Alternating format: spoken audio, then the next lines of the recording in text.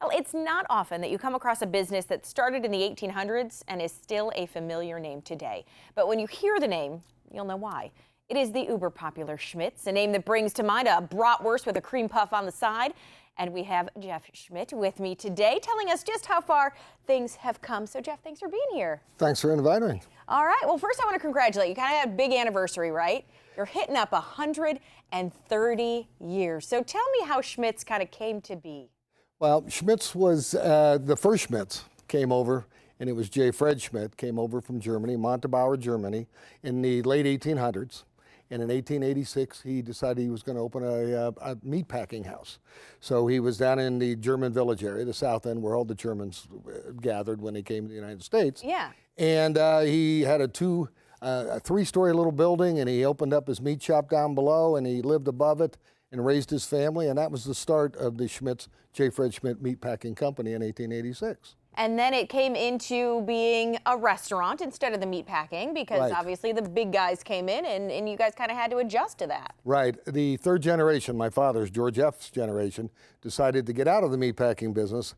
And at that time was about when German Village started to show its real pride. And they started fixing up areas. And Dad said, well, we own this livery stable that used to be part of the packing house.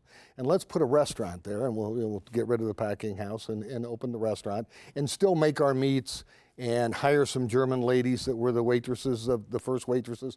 And we used their German dishes for the cream puff and the potato salad and the chicken noodle soup and all that kind of stuff. Came from the first waitresses that were German ladies. Nice. So what do you think really has been the key to your success? Because you've been in Columbus from the start and you've stayed so successful here in Columbus. Well, first of all, we make the same product that we made back in the day of the packing house is the same product we make today. We take no shortcuts.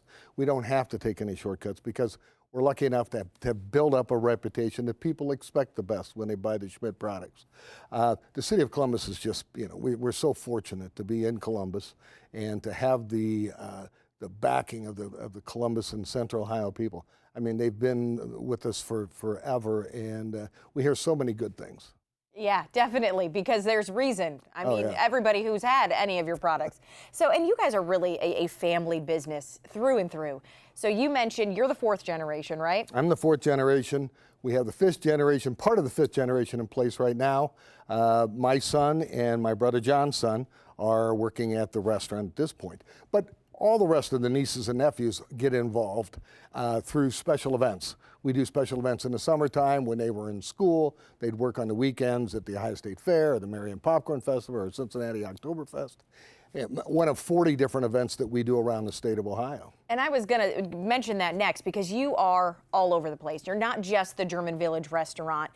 And so what else, or where else, I should say, can people find you? I mean, from the food truck to everywhere else, right? Right. Well, again, the events, being 40 around the state of Ohio, we also go outside the state of Ohio. And what's unique about doing these special events is that we're not only a profit center because we make money when we sell the product, but we also are promoting German Village and the Schmidt's restaurant. So when these people come from Marion or wherever they be, come back into Columbus, they'll stop at the restaurant, stop in German Village, and see all that there is to see in German Village. And then we do some trips to Texas and to Kentucky and have some great friends down there that even will come up here and see us every once in a while. So it really works well. And we mentioned, obviously you have the food truck, but there's a couple other things you do. A lot of catering, you have events. Let's talk about some of the things people can do. Well, we have a catering operation that goes all over Central Ohio.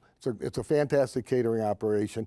We also have two party room facilities. We have one out at Raymond Memorial Golf Course, and it's a beautiful facility, and we do much more than just Schmidt's out there, too. So for big weddings and that kind of thing, it's an absolute spectacular venue out there. German Village, we have the upstairs party room, which is just seats 110 people.